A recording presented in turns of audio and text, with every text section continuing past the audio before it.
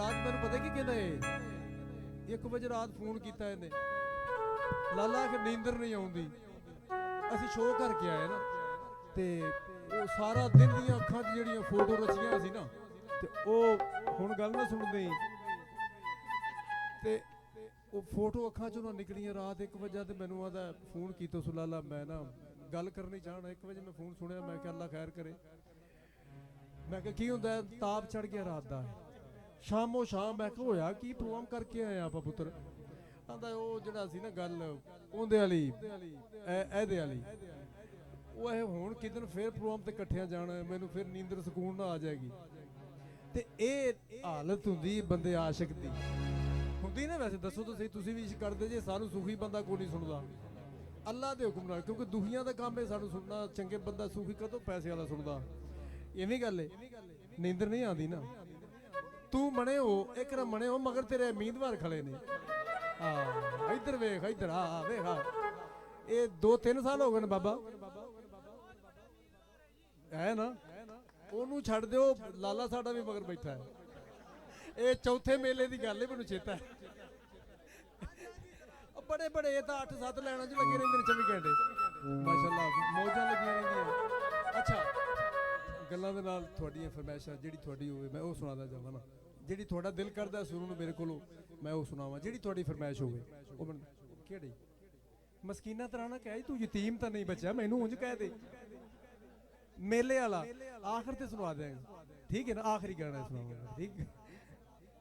ਦੱਸੋ ਇਹ ਮੰਨਿਆ ਸਾਥੋਂ ਡਾਡਾ ਹੈ ਪਹਿਲਾ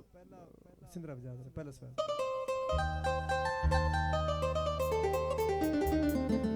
ਅੱਛਾ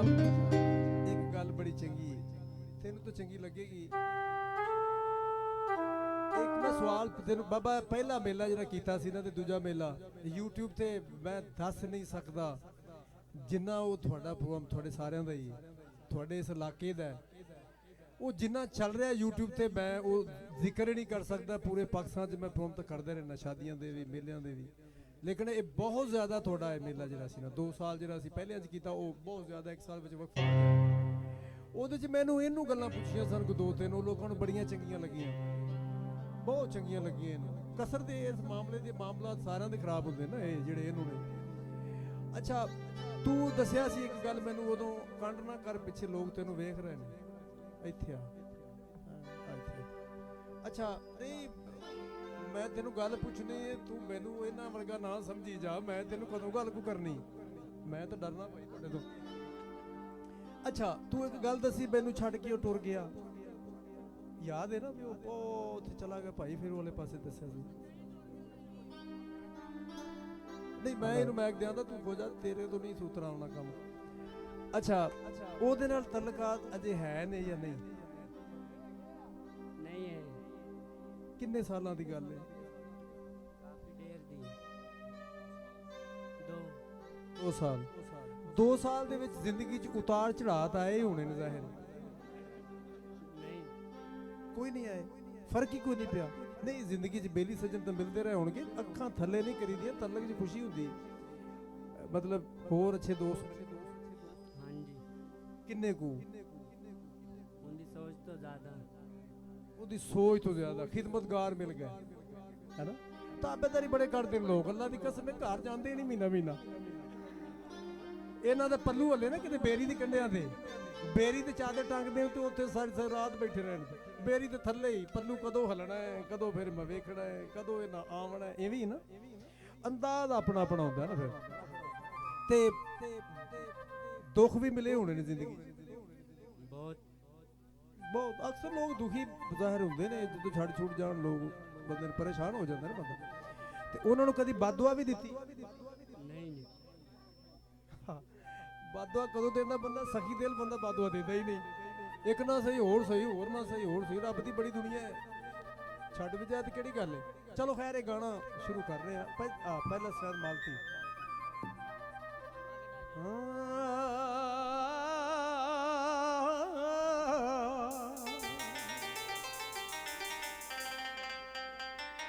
ਅਸੀਂ ਤੇਰਿਆਂ ਤੂੰ ਸਾਡਾ ਏ ਅਸੀਂ ਮੰਨਿਆ ਸਾਥੋਂ ਸੋਚਿਆ ਜੇ ਵੱਖ ਹੋਵਣ ਓਏ ਹੋਏ ਵੱਖ ਹੋਵਣਾ ਗੱਲ ਤੇ ਦੂਰ ਦੀ ਏ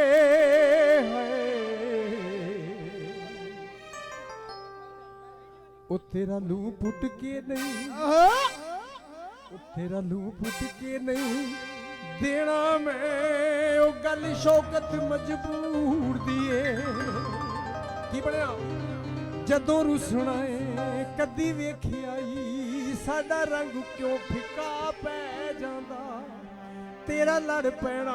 ਸਾਨੂੰ ਸੌ ਰੱਬ ਦੀ ਸਾਡੀ ਜਾਨ ਕੱਢ ਕੇ ਲੈ ਜਾਂਦਾ ਅਸੀਂ ਹਾਲਤ ਦਿਲ ਦੀ ਦੱਸ ਛੋੜੀ ਅੱਗੋਂ ਮਰਜ਼ੀ ਕੀ ਹਜ਼ੂਰ ਦੀ ਏ ਹਾਏ ਉਹ ਤੇਰਾ ਲੂ ਫੁੱਟ ਕੇ ਨਹੀਂ ਉਹ ਤੇਰਾ ਲੂ ਫੁੱਟ ਕੇ ਨਹੀਂ ਤੇਰਾ ਮੈਂ ਗੱਲ ਸ਼ੌਕਤ ਮਜਬੂਰ ਤੇਰਾ ਮੈਂ ਗੱਲ ਸ਼ੌਕਤ ਮਜਬੂਰ ਦੀ ਅਸੀਂ ਤੇਰੇ ਤੂੰ ਸਾਡਾ ਏ ਮੰਨਿਆ ਸਾਥੋਂ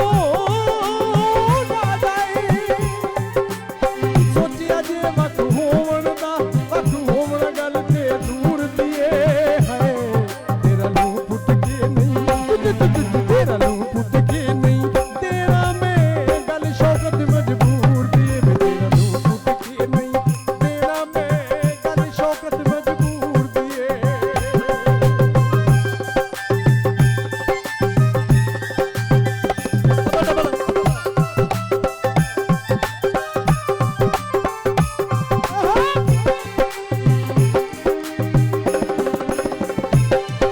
ਅੱਖੀ ਸੋਹਣੀਆਂ ਨੇ ਮਨ ਮੋਹਣੀਆਂ